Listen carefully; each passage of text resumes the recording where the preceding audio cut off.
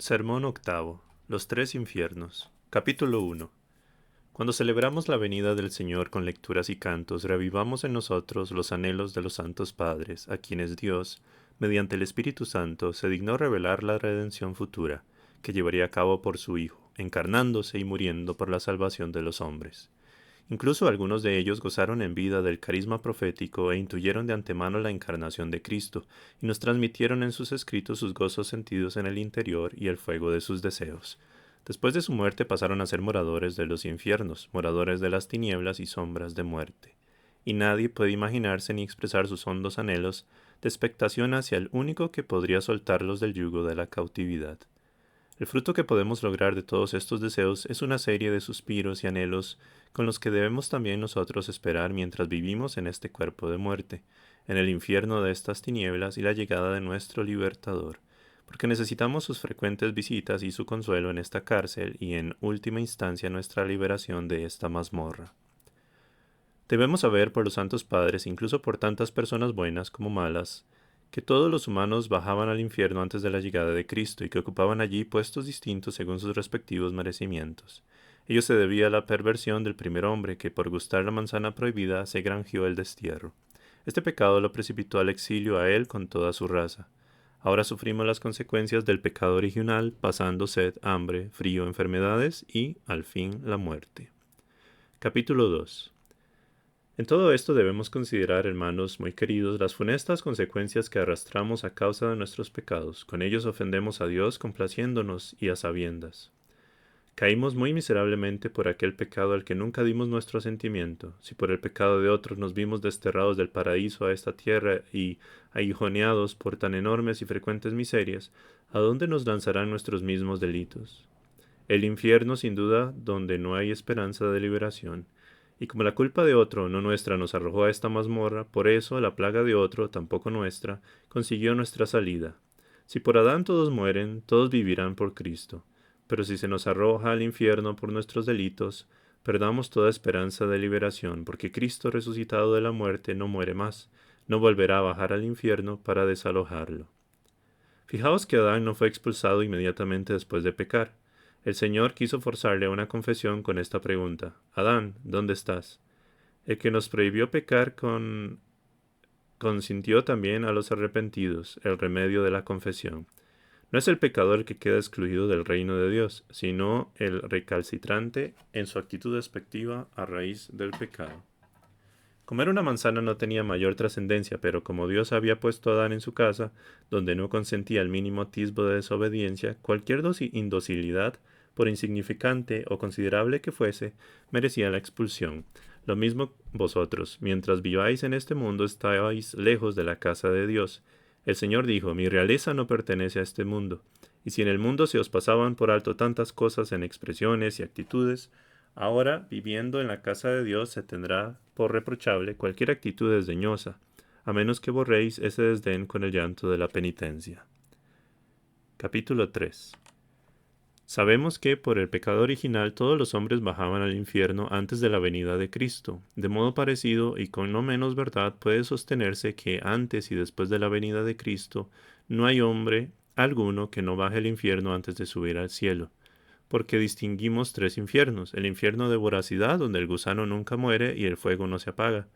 Aquí no hay liberación posible: el infierno de expiación, asignado a las almas que deben purificarse a raíz de su muerte; el infierno de aflicción, que es la pobreza voluntaria.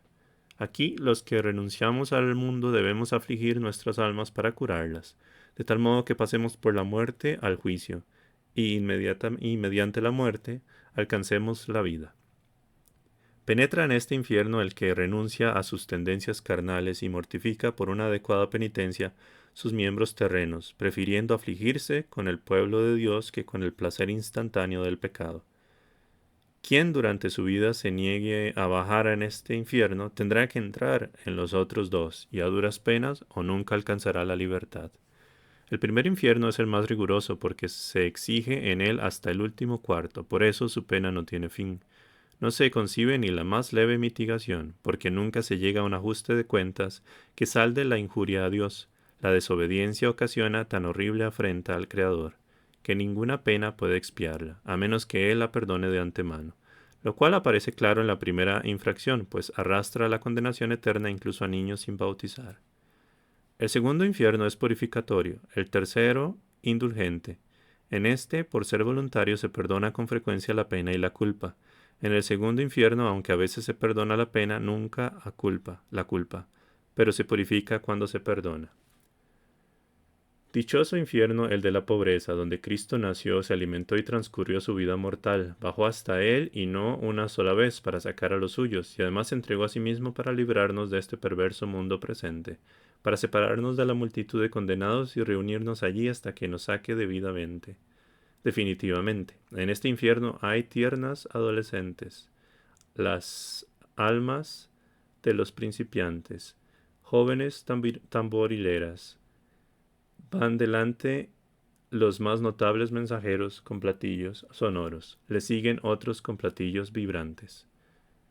En otros infiernos los hombres sufren tormentos, en este, en cambio, sufren solo los demonios. Merodean por lugares resecos y áridos, buscando un sitio para descansar, pero no lo encuentran. Rondan por las mentes de los fieles para disuadirles por todos los medios a que no mediten ni oren. Por eso se quejan. Jesús, ¿por qué has venido a atormentarnos antes de tiempo? Las mismas personas sensuales que viven en el mundo, en cuanto se procuran los medios para encender los deseos de la carne, encuentran ahí su propio infierno. En él se atormentan rodeados de deleites, aunque no sean conscientes porque duermen y están borrachos de vino, es decir, del amor mortal del mundo, del veneno incurable del áspid. La picadura del áspid adormece primero y luego mata. Embriagados de ajenjo, esto es, de la miseria amarga dulzura del mundo, se olvidan de Dios y de sí mismos. Es gente sin sentido y sin juicio. No entienden nada y son insensibles a los acontecimientos inmediatos. Pues cuando estén diciendo hay paz y seguridad, entonces les caerá encima de improviso el exterminio y el dolor como una mujer encinta, y no podrán escapar. Capítulo 4. Bendito sea Dios porque no vivimos en tinieblas, así no nos sorprenderá desprevenidos el día del Señor. No nos encerró el Señor en su cólera, como a todos aquellos que desvarían en la vida almacenando pecados y atesorando ira para el día de la revelación del justo juicio de Dios. El Señor nos ha destinado a obtener la salvación, redimiendo nuestra vida mediante una conveniente satisfacción de la penitencia. Los tormentos sorprenden a los carnales en sus mismos deleites, y ya no les basta con lo que tienen, sino que hambrean lo que no tienen.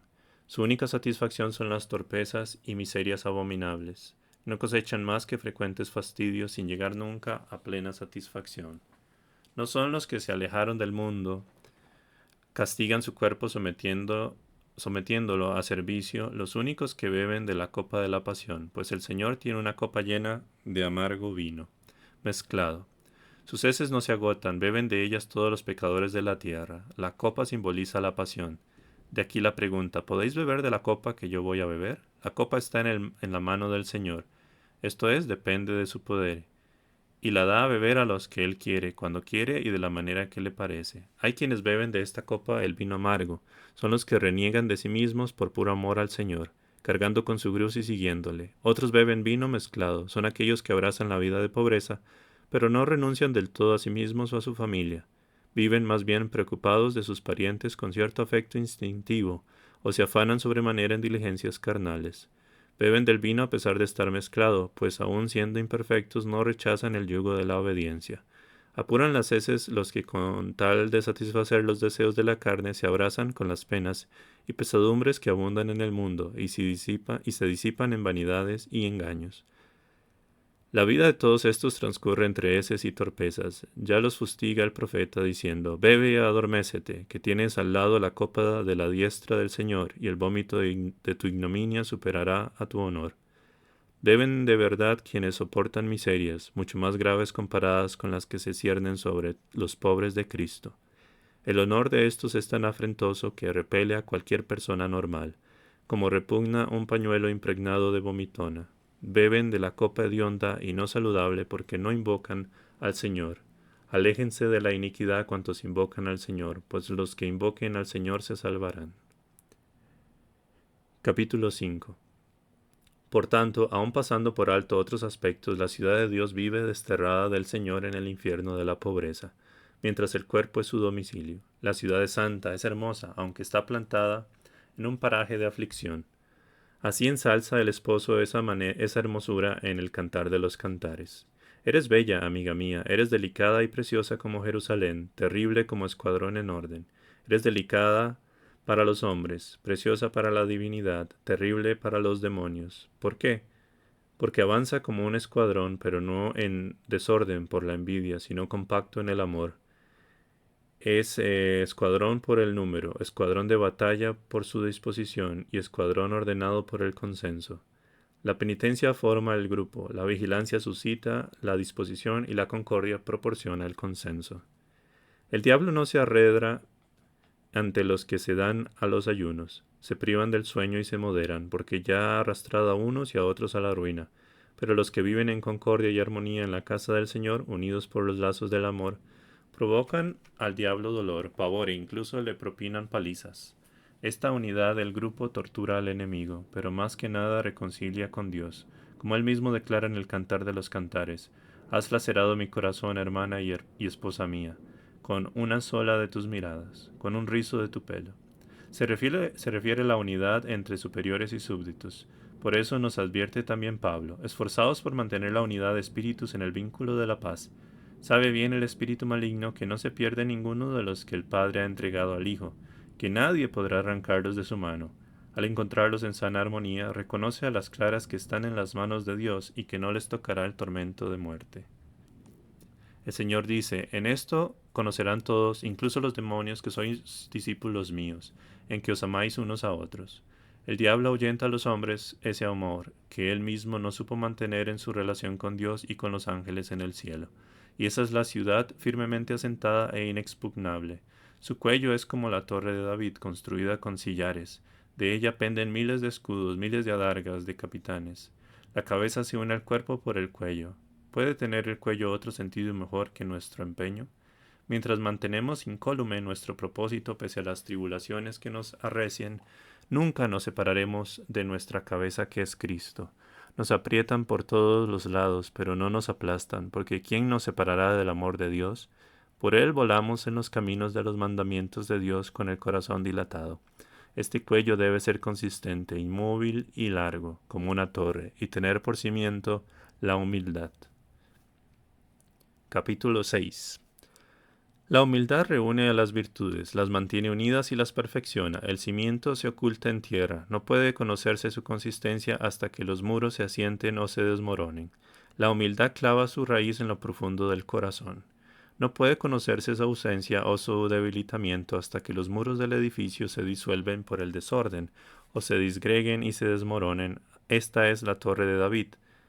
Esta es la torre que David posee con mano fuerte. Si no eres contemplativo, no te desazones, sé activo en las buenas obras, defiende con ardor la torre de tu empeño, y algún día lograrás la pureza de corazón, pues Dios se entregó a sí mismo para rescatarnos de toda clase de maldad, y purificarse un pueblo escogido, entregado a hacer el bien. Por eso juró a David, es decir, al que actúa con denuedo: a uno de tus entrañas, esto es, de la sensualidad, que es lo más frágil del hombre, pondré sobre tu trono.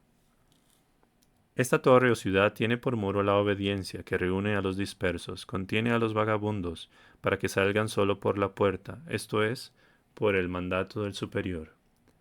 El primero es la acción recta. Lo que va contra Dios no es obediencia. El segundo es lo voluntario, pues lo que se hace por la fuerza no es bueno.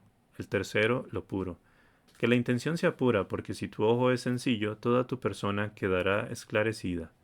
El cuarto, lo discreto, que no haya excesos. Si se ofrece algo bueno, pero no se reparte como es debido, habrá pecado. El quinto, o estable, el que es constante. Lo posee todo, dispone de todo. No hay bien sin perseverancia. Para que la perseverancia tenga el muro de la obediencia, necesita pertrecharse con los baluartes de la paciencia, como los defensores de las murallas necesitan baluartes para estrellar los dardos del enemigo. Quienes se empeñan en mantener la obediencia necesitan de la paciencia, que protege al hombre contra las palabras desabridas y los trabajos agitadores. Capítulo 7. De ella penden 1000 escudos. Se refiere a la perfección y asiduidad de la oración, que en ocasiones sirve de ayuda al prójimo. El escudo puede colocarse en cualquier parte. Cuelgan de ella 1000 adargas de capitanes, que se presente Pablo y nos lo explique. Por eso os digo que cojáis la adarga que Dios da para hacer frente a las acechanzas del demonio, permaneciendo siempre firmes. Permaneced en pie, ceñidos los costados con el cinturón de la verdad. Poneos como coraza la justicia, calzados los pies para anunciar el mensaje de la paz. Tened siempre abrazado el escudo de la fe, etc. Ceñir los costados es abastecerse de los deseos carnales, pero el control ha de realizarse en la verdad. Algunos se reprimen por necesidad, porque no se les presentan oportunidades de lugar, de tiempo, ni los medios. Otros lo hacen por vanidad, para granjearse favoritismos humanos o alguna ventaja temporal. Pero hay quienes se contienen por la verdad, deseando agradar solo a Dios. Debemos ponernos también la coraza de la justicia. La coraza protege al hombre por delante, por detrás y por ambos lados. Con razón se compara a la justicia, que da a cada cual lo que le pertenece. Tenemos delante de nosotros a los veteranos, detrás a los más jóvenes, amigos por el lado derecho y enemigos por el izquierdo. Demos pues a cada cual lo que le pertenece, a los ancianos obediencia, a los jóvenes enseñanza, alegría a los amigos y a los enemigos paciencia. Capítulo 8. Debemos calzar nuestros pies para anunciar el mensaje de la paz. Con el fin de mantener la paz y comunicarla a otros, debemos calzar los pies de nuestros pensamientos. De este modo podremos recorrer el mundo entero recordando nuestros trabajos estériles, para que no se nos clave la espina de la soberbia al experimentar las debilidades del prójimo. Procuremos no sobrepasarnos tampoco al considerar nuestra debilidad y la de ellos. Nunca olvidemos nuestros pecados, aunque estén ya borrados de la conciencia. Meditemos lo que dice el apóstol. Está sobre aviso para no ser tentado.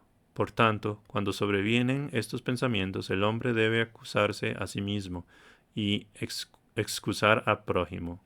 Así, el que ha sido justo, dando a cada cual lo que le correspondía, plantee un juicio para que el alma, que debe ser trono de Dios, se enmiende mediante la justicia y el juicio, porque justicia y juicio sostienen su trono.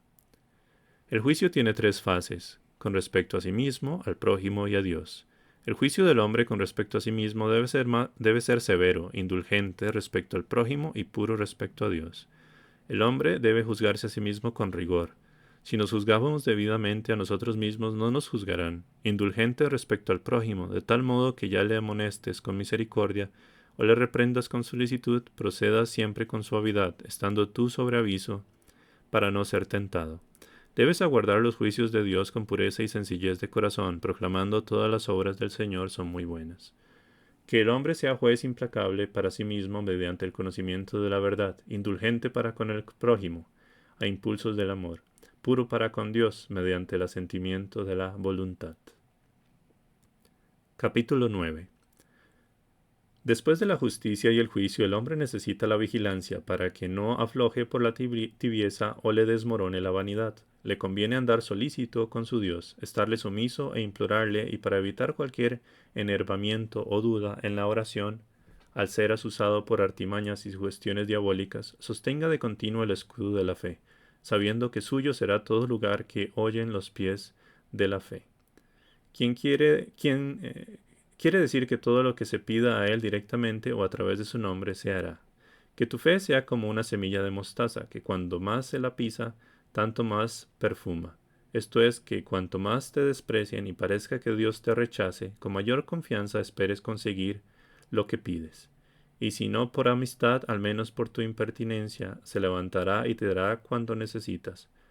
Por eso, añade el apóstol, con la ayuda del Espíritu, resistid en la oración y en la vigilancia. No debemos entregarnos a la oración esporádicamente, sino con frecuencia y asiduidad, explayando ante Dios los deseos de nuestro corazón, y en determinados momentos servirnos de la expresión de los labios. De aquí que San Pablo escriba en otro pasaje: Presentad ante Dios vuestras peticiones. Esto se verifica en la insistencia y asiduidad en la oración, unas veces dirigida a Él, otras a su Madre gloriosa, y en ocasiones a los santos, de tal forma que se les obligue a decir: «Atiéndele, que viene detrás gritando». Capítulo 10. El profeta consuela a la ciudad santa de Jerusalén, que peregrina todavía en el infierno de la pobreza, y dice: «No llores, que pronto vendrá tu salvación, pues junto a los canales de Babilonia nos sentamos a llorar. Babilonia significa confusión. En Babilonia residen y lloran los habitantes de Jerusalén, que aun sin estar en la confusión de sus trabajos, viven en la confusión de sus ideas. Quieren, pero son impotentes para alzar los ojos del espíritu hacia Dios. Y aunque constreñidos, las quimeras los arrastran. Los canales de Babilonia significan las costumbres depravadas, que se presentan deliciosas a nuestra memoria. Los ríos corren y a quienes seducen los arrastran al mar del mundo. A lo largo de estos canales se alzan los sauces, esto es, pensamientos flojos y estériles. En ellos, mientras nos desparramamos en quimeras, interrumpimos la alabanza de Dios en nuestros corazones, que, como instrumentos de gloria, deben resonar siempre en presencia de Dios. Demos gracias a Dios que nos dio victoria por medio de nuestro Señor Jesucristo, porque si arrecian sobre nosotros malas costumbres, no claudicamos. Nos hemos sentado junto a los canales de Babilonia con el alma muda a la placentera y consoladora vida del mundo, y a todo el que nos habla, y a todo el que nos habla. Es sorda ante el acosador e insensible frente al que le adula. Embarazados por estas frivolidades, no es extraño que lloremos recordando a Sión, esto es, avivando el recuerdo de aquella suavidad y deleite sabroso que gustan de antemano esos contemplativos que merecen atisbar a cara descubierta la gloria de Dios. Desgraciado de mí, ¿quién me librará de este yugo de esclavitud para que pueda algún día escarnecer únicamente a los enemigos que me escarnecen?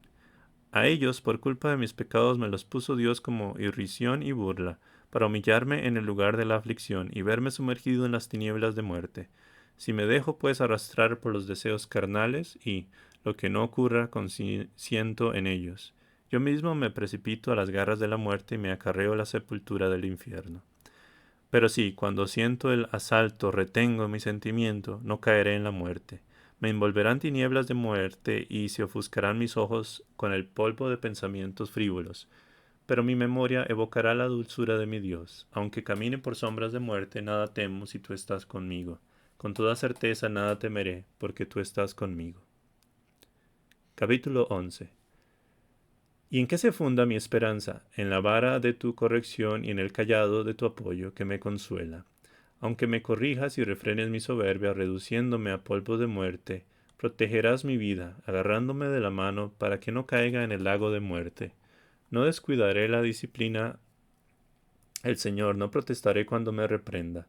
Comprendo que todo contribuye al bien de los que aman a Dios, y que la criatura está sometida a la vanidad no por gusto, sino con dolor. ¿Por qué me voy a impacientar? No. Aguantaré con paciencia. ¿Y por qué? Porque la misma criatura se verá liberada de la esclavitud de la corrección para alcanzar la libertad y la gloria de los hijos de Dios. Ciudad de Jerusalén, no llores, que pronto vendrá tu salvación. Aunque tarde con respecto a ti, no será mucho retraso con respecto a él, porque 1000 años en su presencia es como ayer que pasó.